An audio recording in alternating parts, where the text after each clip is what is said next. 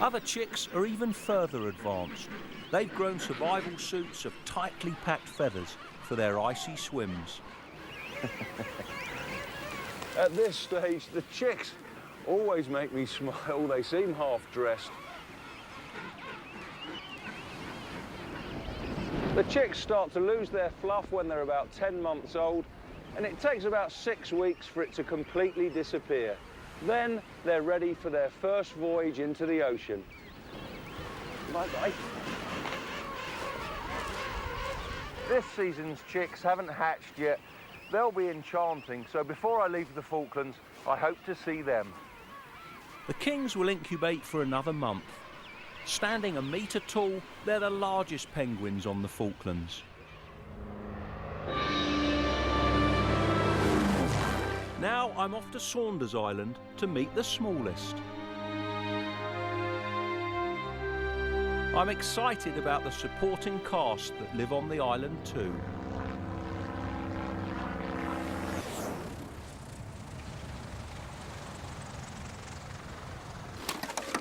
Thanks, Tom. Okay. See you next time. See you next time. Saunders is the third largest island in the Falklands. At 48 square miles, it's over twice the size of Manhattan. The man who owns the island, David Pole Evans, has come to meet me. He was born at the settlement here and farms the island as his father and grandfather did before him. He drops me off at a place called the Neck, an isthmus of land that's crowded with wildlife. At the edge of the Gentoo colony, I'm attacked. The skuas could draw blood. They may have webbed feet like gulls, but they've talons like raptors too.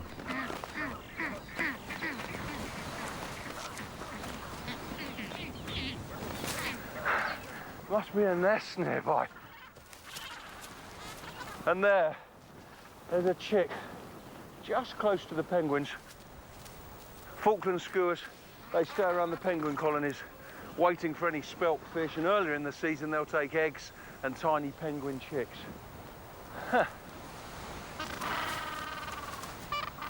Up on the cliffs, other babies look down their beaks at sheep, just like king penguins do.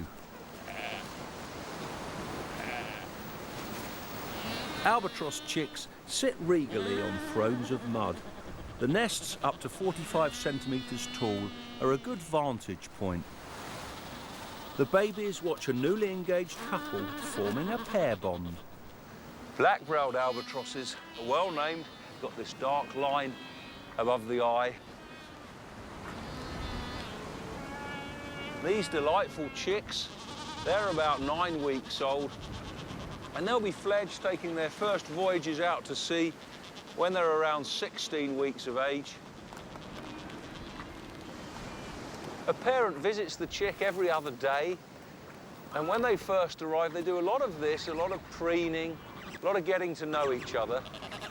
To get food for its baby, and they don't just have to do a trip to the supermarket. They've got a long voyage out to sea. The birds can do a flight of over 200 miles on a single fishing trip. They seize fish and squid at the surface, being very tender with that bill now, but look at the hook at the tip. It uses that to seize slippery prey.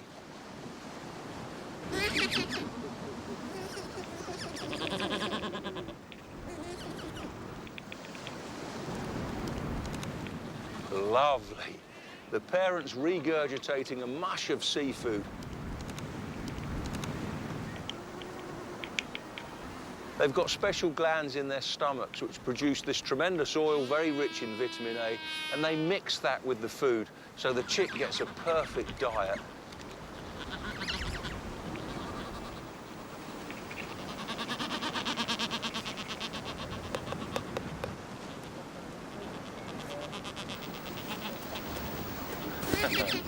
A parent's work is never done.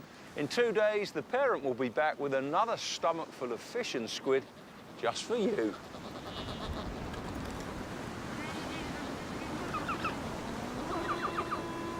When the chicks leave, they'll spend over 80% of their lives out at sea, Their home will be the storm-tossed Southern Ocean, an area 10 times the size of the United States.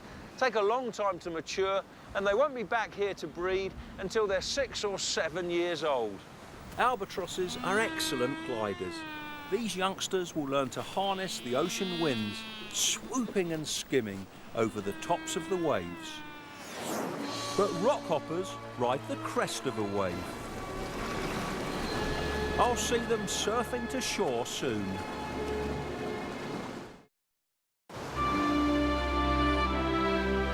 I'm spending summer in the Falklands. I can hardly stand up in this howling gale, but earlier it was the incredible wildlife that blew me away. There's some delightful Gentoo chicks that I'm keeping tabs on. At a king penguin colony, I exercised with a chick. On Sea Lion Island, the hunting killer whales were awe-inspiring.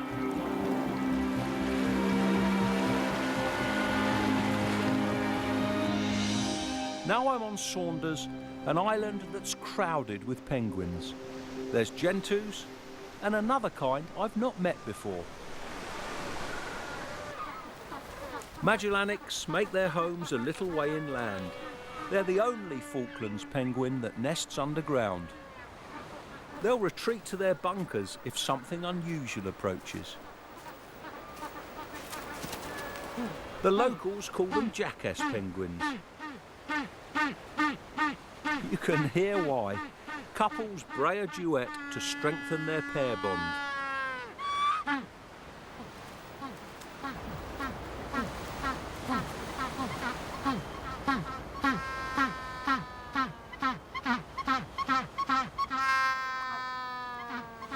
Single males use the same song to attract mates.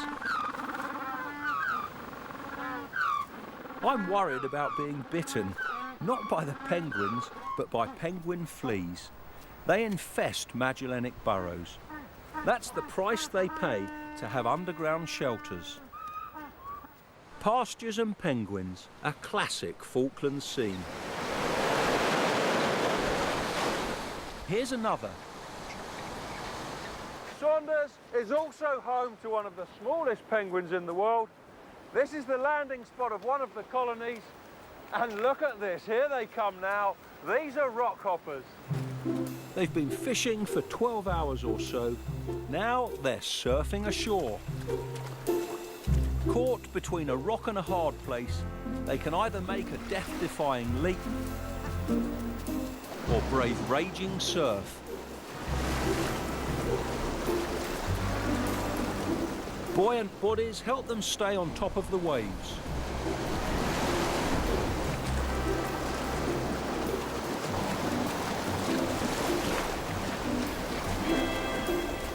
The ribs of rockhoppers are fused together. This bony shield allows them to survive belly flops onto hard rock.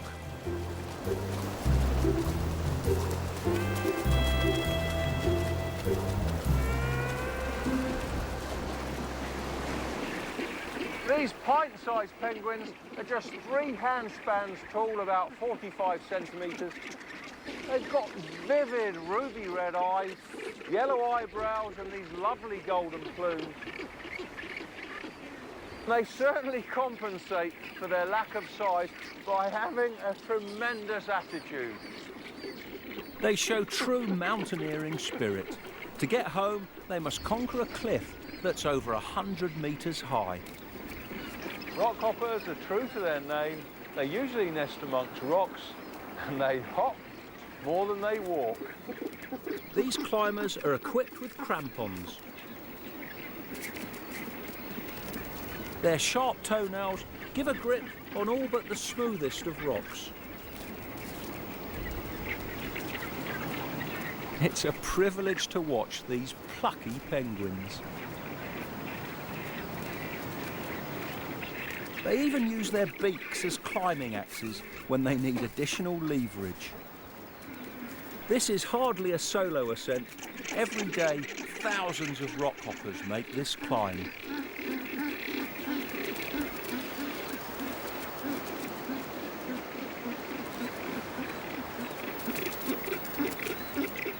Countless generations of rockhoppers have used this penguin motorway, and over tens of thousands of years, their claws have worn grooves in solid rock.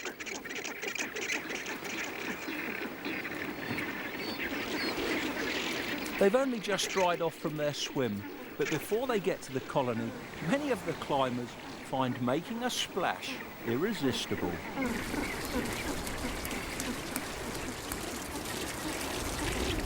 This is a typical feature of rockhopper colonies, a running stream, sometimes a pond. These little guys, they love fresh water, love drinking it and showering in it, don't you?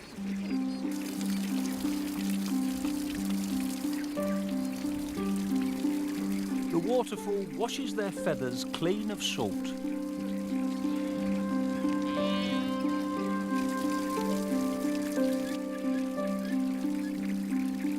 These communal showers are so popular, there's often a queue.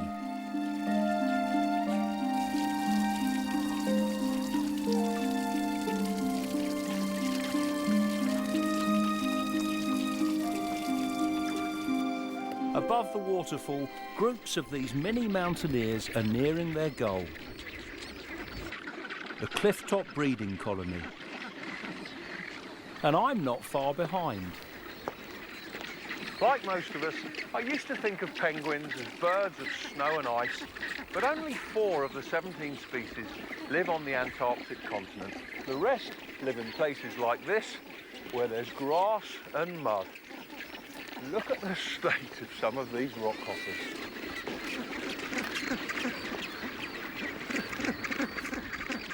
There's about 6,000 pairs in this colony, but some rockhopper cities can have over 100,000 pairs. They nest just out of pecking range of the neighbours, and there can be as many as 3 nests per square metre. Tightly packed penguins produce quite a racket.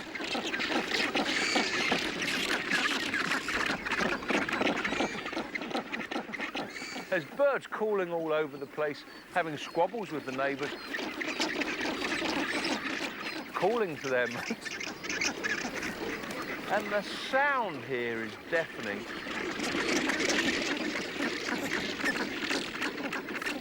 The Falkland farmers, they think it's like a rusty wheelbarrow being pushed at full speed.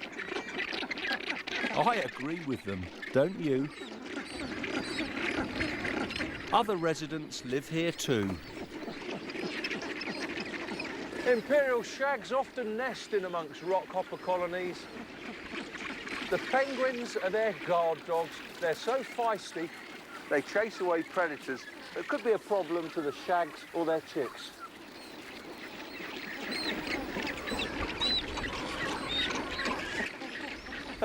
You can't get much cuter than this.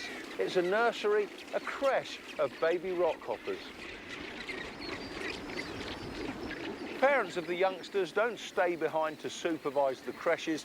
They're all busy getting enough food for their young. But if there's a predator like a skua, these babies will run towards the nearest adult. The mountaineers are summiting en masse now, and they've made the climb with a full stomach. At one sitting, a chick gets fed over 1/8 of its body weight. That's like me wolfing down 500 fish fingers. The shags are at it too. I thought penguin chicks took the record for how far they could stick their heads down their parents' throats, but no. In this instance, being down in the mouth is a good thing. It ensures that not a morsel is wasted.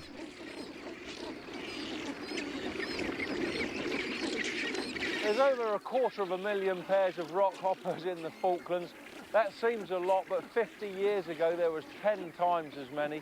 Nobody's quite sure of why there's been this precipitous decline.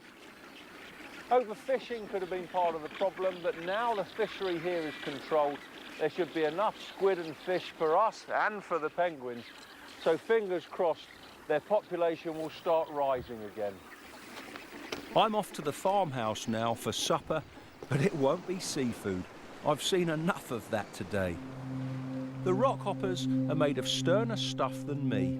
While I'm snuggled up in bed, they'll sleep standing up on their wind-blown cliff top. The next morning, it's time to move to a new island. Literally, my destination is called New Island. It's home to stunning swimmers and rare raptors.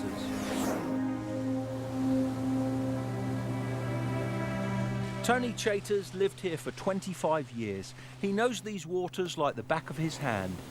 We're on our way to meet another famous Falkland Islander. We've got company. Can't go too far in the waters around the Falkland Islands without being joined by dolphins. This is a lovely species, Peale's dolphins. First described in 1845 by Titian Peale, an American naturalist, on a voyage in these waters. And they are so exquisite. Look, there's 3 over here.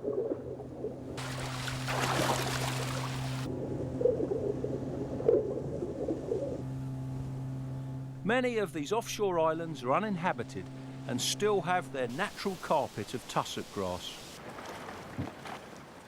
This islet is a nursery for the famous Falkland Islander I'm after.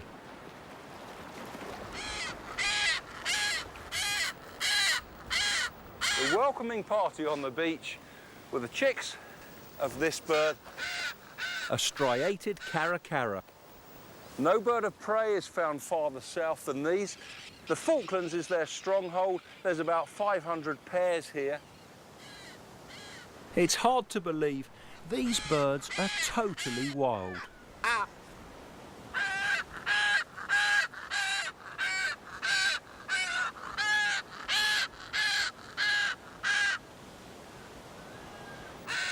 The chicks are constantly begging for food.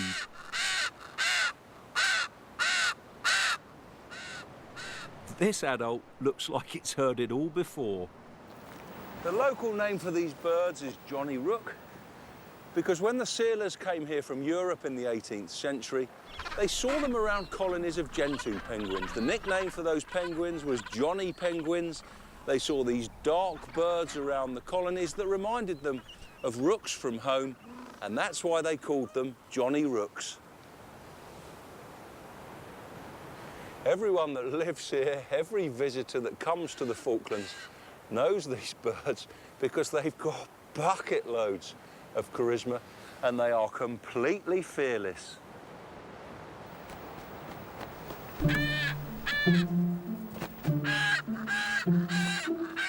In late summer, gangs of juveniles can besiege farms and settlements. This is Carcass Island.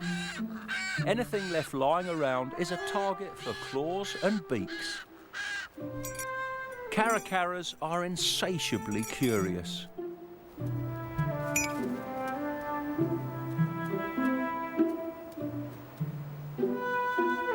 The constant winds here might not be everybody's cup of tea, but at least drying the laundry is an easy task. Unless there's a caracara around. The powerful talons and large feet, which enable them to crush and hold prey, also allow them to walk a tightrope with ease.